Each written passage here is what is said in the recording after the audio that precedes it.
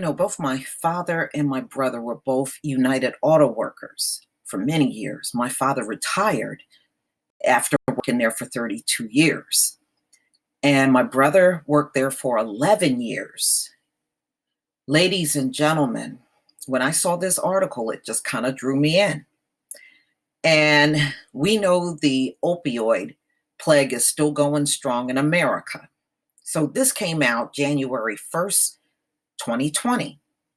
Opioid deaths 85% higher in towns where auto factories shut down, study shows. So what they did was they did a study on auto plants that were still actively open and auto plants that closed. And they found the ones that closed had the highest level of opioid abuse. The companies that were still open, they had less people taking opioids. All right, so opioid overdose deaths are 85% higher in towns where auto factories have shut down, a new study found. Opioid deaths among people age 18 to 65 increased significantly in U.S. counties where auto plants closed compared to counties where auto plants remained open between 1999 and 2016, highlighting the role that declining economic opportunity plays in the U.S. opioid plague. The study, published Monday by JAMA, Internal Medicine, found. So, ladies and gentlemen, what they're saying is you having an addiction may have everything to do with economics. The highest increase in opioid overdose deaths were found in white men ages 18 to 34. There were 20.1 deaths per 100,000 people in that demographic. And white men aged 35 to 65 were affected at a rate of 12.8 deaths per 100,000 people, the study found.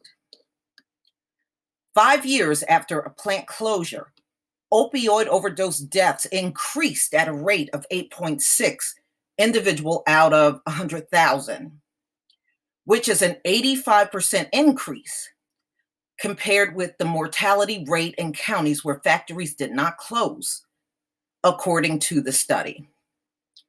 Well, that's the reason why my brother had to leave, because the plant moved to Mexico. So you either wanted to relocate to another country or just find another job. And he just went and found another job. All right. It was really demotivating for people. And this is what the doctor is saying, which is why he, as a doctor who wants to improve his patients' health first and foremost, embarked on this study. He added that he was in graduate school around the time a number of auto plants across the U.S. began closing, and the opioid plague was taking off. And so the correlation between the two topics was the next ideal topic for him to study. So, ladies and gentlemen, let me just go down here. The opioid plague has swept through the U.S. at an alarming rate since the early 2000s. About 66% of all drug overdoses involved in opioids, such as prescription painkillers, heroin, and fentanyl. The number of deaths related to these drugs is nearly 6 times higher than it was in 1999. In 2019, opioid overdoses killed more than 47,000 people in the U.S., according to the Center for Disease Control and Prevention. That's a lowball number. They're never going to tell the truth. Just understand that. U.S. manufacturing jobs employed more than 19 million people at its peak in 1979, and then fell about 7% by the late 1980s. Since then, 7.1 million manufacturing jobs have been lost in the US. More specifically, 2 million jobs were lost between 1980 and 2000. 5.5 million jobs were lost between 2000 and 2017, according to the US Bureau of Labor Statistics. A lot of these jobs went overseas.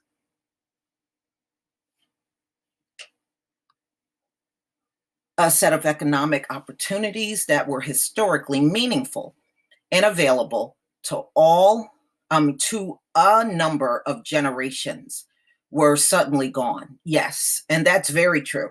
One thing about being a United Auto Worker, they were very good about hiring people in your family.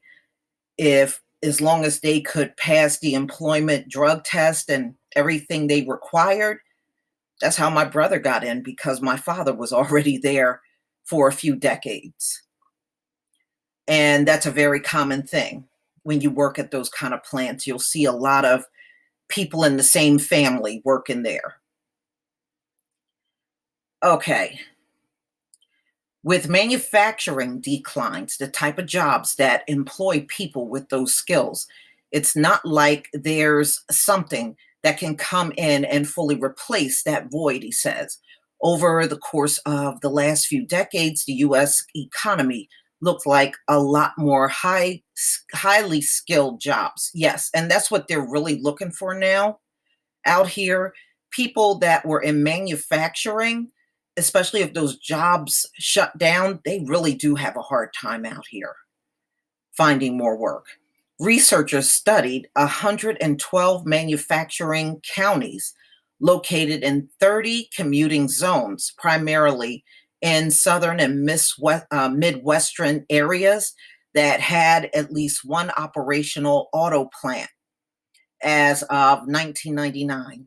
Of those counties studied, 29 were exposed to an assembly plant closure, while 83 were not.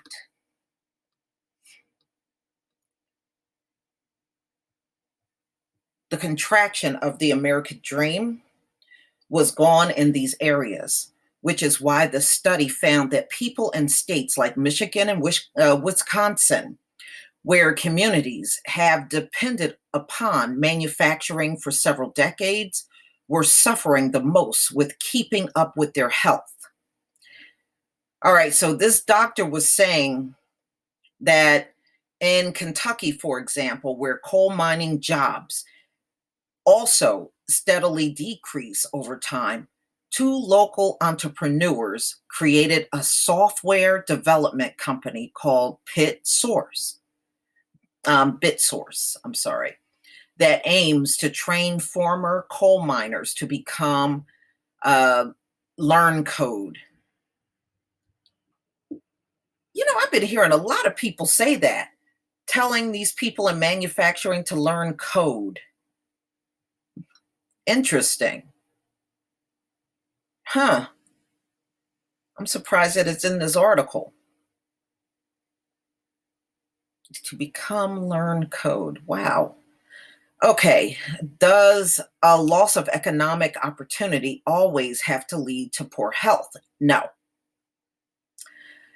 All right, so this doctor continued to explain while many have concerns about what artificial intelligence will do in the US economy and whether it will take jobs away from Americans, and nobody knows exactly what the future of AI looks like.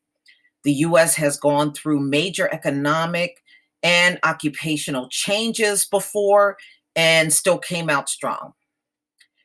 If we know displacing humans from work is potentially devastating for health and other social indicators, is there a way to move towards AI that will complement humans rather than displace them? No, I look, they want AI. They do. They really seriously want AI. And they want to eliminate jobs. I mean, we've seen too much articles. We know, yes, there's still going to be many positions out here that you need people for, And you still need people to oversee the AI just to make sure the operations are working smoothly. But yes, that's the purpose in AI, is to eliminate all of these jobs that are out here now. And look, if people are going to opioids and they're abusing opioids and dying from opioids because they lost their jobs, as AI starts replacing jobs around this country, I would imagine this will go through the roof. The drug deaths will be off the charts. I mean, we already know it's bad now, but it's going to get even worse. Especially if this is an indicator of it right here. And I think it is. But y'all, please tell me what you think. Please leave your comment and subscribe. Don't forget to hit on the notification bell. And I'll see you on the next video. Peace, family.